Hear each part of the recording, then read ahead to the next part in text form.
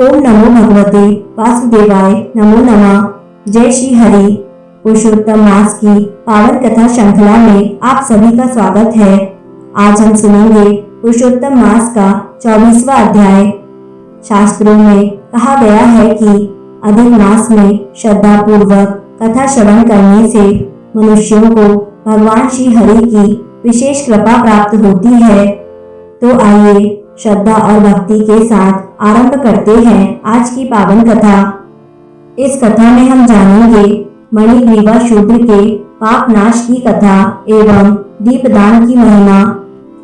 मणिग्रीवा बोला, हे द्विजवर, मैं विद्वानों से युक्त सुंदर चमत्कारपुर नगरी में अपनी पत्नी के साथ रहता था। धनाढ्य पवित्र आचरण वाला एवं परोपकारी होने पर भी मुझ में प्रारब्धवश खराब बुद्धि उत्पन्न हुई।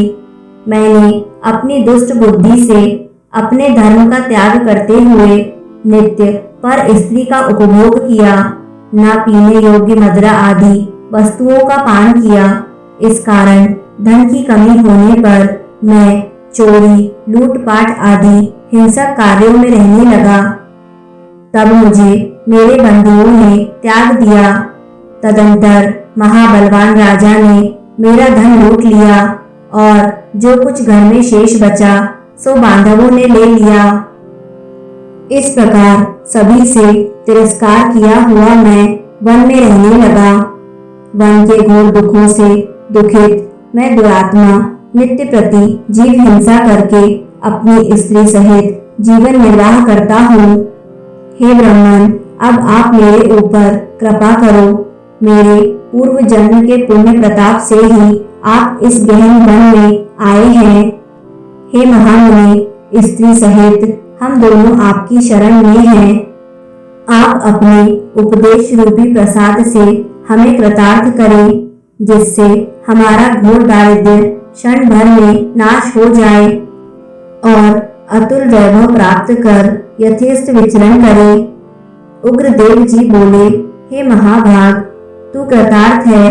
तूने मेरा अतिथि सत्कार किया है, इससे तेरा कल्याण होगा। जो बिना व्रत, बिना दान, बिना तीर्थ के तेरा दारिद्र्य नाश होगा, ऐसा मैंने निश्चय किया है। इस माह के आगे अब जो तीसरा माह आवेगा वह पुरुषोत्तम मास है। अतः तुम दोनों स्त्री पुरुष यत्न से पुरुषोत्तम भगवान की प्रसन्नता के लिए दीपदान करना, जिससे तेरी महान दरिद्रता जड़ से नाश हो जाएगी। तिल के तेल से दीपदान करना, ऐश्वर्य होने पर घी से करना। इस समय वन में रहते हुए तेरे पास इन दोनों में से कुछ भी नहीं है। हे मणिग्रीवा, पुरुषोत्तम मास में तू स्त्री सहित हिंगोट के तेल से दिया जलाना। पहले इस तालाब में स्त्री सहित स्नान करना, फिर दीपक जलाना। तेरे अतिथि सत्कार से प्रसन्न होकर मैंने वेद द्वारा प्रतिपादित यह उपदेश स्त्री सहित तुम दोनों को दिया है। बिना विधि के करने वाले को भी लक्ष्मी की प्राप्ति होती है, और यदि विधि विधान से करे तो उसका कहना ही क्या।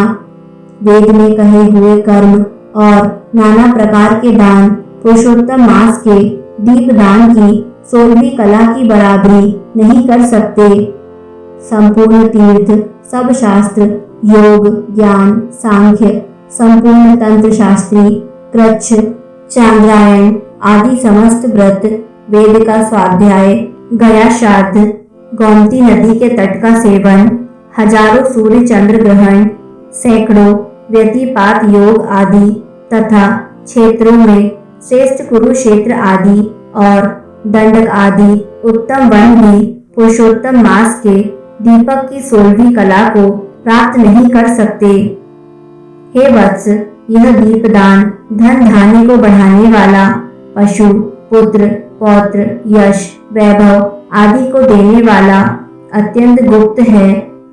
यह चाहे जिस किसी को नहीं कहना।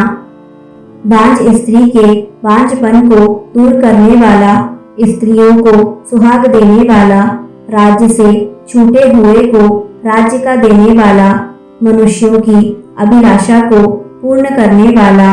यदि कुमारी कन्या इस व्रत का अनुष्ठान करे तो उसे दीर्घ आयु वाला और सर्वगुण संपन्न पति मिले। स्त्री की इच्छा करने वाले को श्रेष्ठ, सुशील एवं पतिव्रता स्त्री प्राप्त होती है। विद्यार्थी को विद्या प्राप्त होती है। सिद्धि का इच्छुक श्रेष्ठ सिद्धि प्राप्त करता है। गढ़ा खजाना चाहने वाले को खजाना मिलता है। मोक्ष की इच्छा करने वाला मोक्ष पाता है।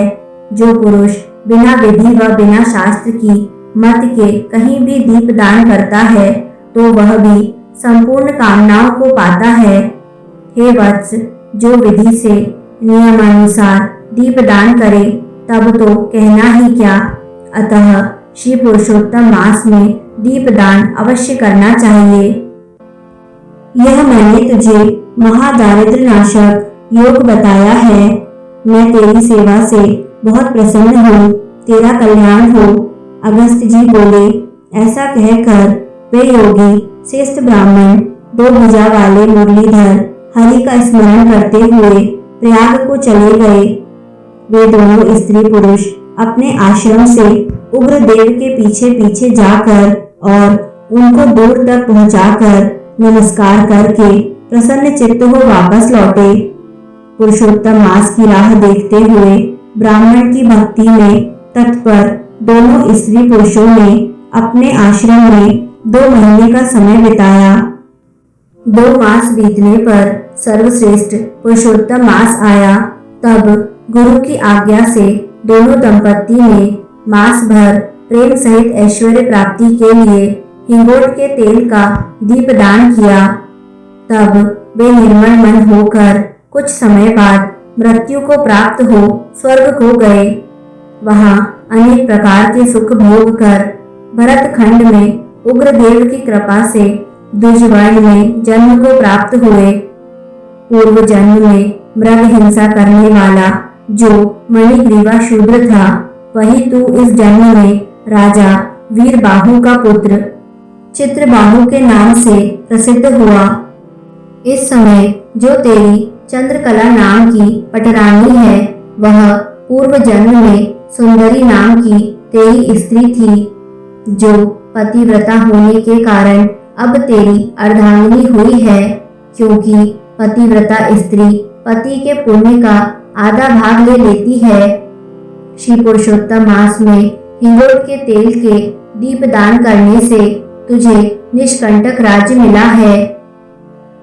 जो पुरुष पुरुषोत्तम मास में घी या तिल के तेल से अखंड दीपदान करते हैं तो फिर उनका कहना ही क्या है। पुरुषोत्तम मास के दीपदान का निसंदेह यही फल है। और जो उपवास आदि व्रत करते हैं तो फिर कुछ कहना ही क्या है। वाल्मीकि जी बोले। इस प्रकार अगस्त जी राजा चित्रबाहु से उसके पूर्व जन्म का चरित्र कह तथा उनसे अभिनंदित हो अक्षय आशीर्वाद देकर अपने आश्रम को चले गए। इसी के साथ पुरुषोत्तम मास के 24वें अध्याय की कथा यहीं पूर्ण होती है। यदि आपको यह पावन कथा पसंद आई तो कमेंट में जय श्री हरि अवश्य लिखें।